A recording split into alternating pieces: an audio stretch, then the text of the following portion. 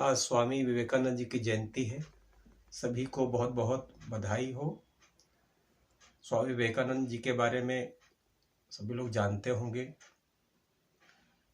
कि स्वामी विवेकानंद जी एक महान व्यक्तित्व के धनी थे और उन्होंने जब शिकागो में विश्व धर्म सम्मेलन हुआ और उसमें उनको जीरो पे बोलने को दिया गया, तो उन्होंने जीरो पर कई घंटों तक उस पर जीरो पर वार्ता रखी, अपना व्याख्यान। उनका इसके पहले शिकागो में जिन लोगों ने भी संबोधन किया था वो लेडीज एंड जेंटलमैन करके संबोधित करते थे, लेकिन उन्होंने पहली बार कहा भाइयों और बहनों, ब्रदर्स एंड सिस्टर्स।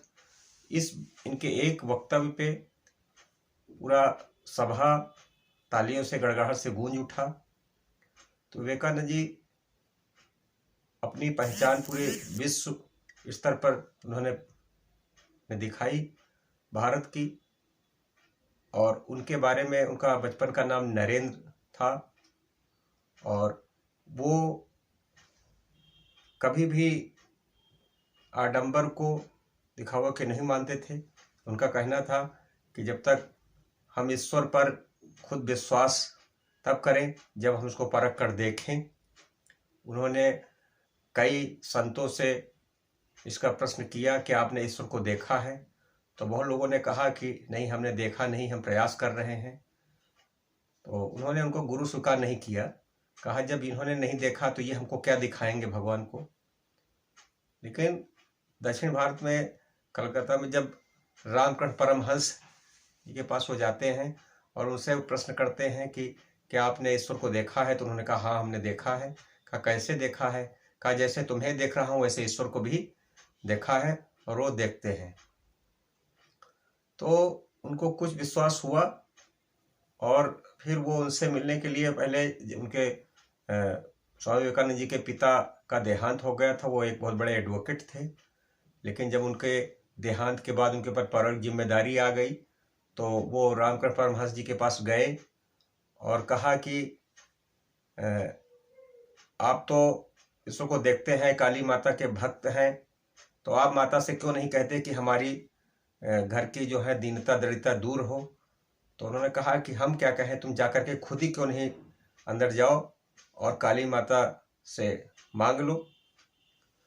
तो उन्होंने जाकर के जब वो अंदर गए तो वहाँ जैसे ही अंदर मंदिर बना हुआ था, जैसे ही अंदर वो जाते हैं विवेकानंद जी, तो उनके मुख से वो मांगना चाह रहे थे धन दौलत, लेकिन उनके मुंह से निकलता है माँ मुझे ज्ञान दो, भक्ति दो, वैराग्य दो।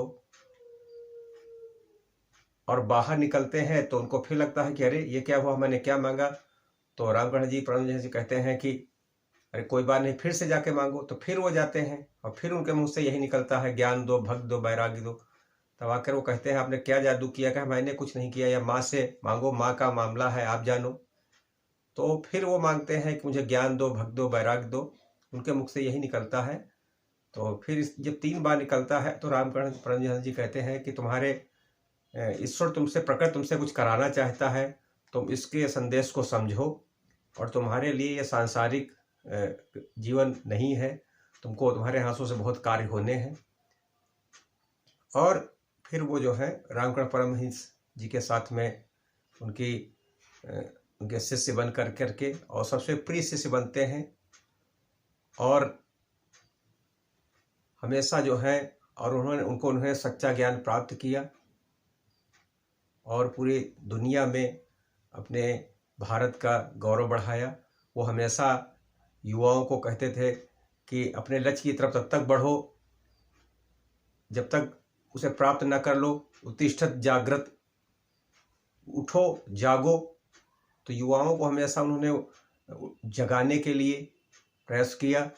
उन्होंने हमेशा जो है निराशावादी बात को छोड़ करके कर्म पर विशेष जोर दिया और उनका हृदय अपने देश के दीन दुखियों के प्रति बहुत करुणामय हो जाता था। वो हमेशा चिंतित रहते थे कि हमारी शिक्षा अगर इन दीन दुखियों के काम ना आ सके तो उससे अच्छा व्यर्थ है।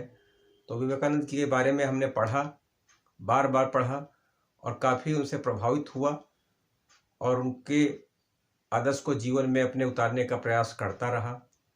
तो विवेकानंद जी, उनके बारे में जितना कहा जाए उतना ही कम है और उनको जीवन में उतारने की ज़रूरत है। उसको मैं भी उतारने का प्रयास किया और पल पल में वो महान एक देशभक्त, महान चिंतक, महान दार्शनिक और महान विचारक रहे हमारे बीच में। आज उनकी 12 जनवरी को जन्मदिन होता है। इसके लिए सभी को बहुत बहुत बधाइयाँ और उनके सपने को अगर साकार करने के लिए हम आगे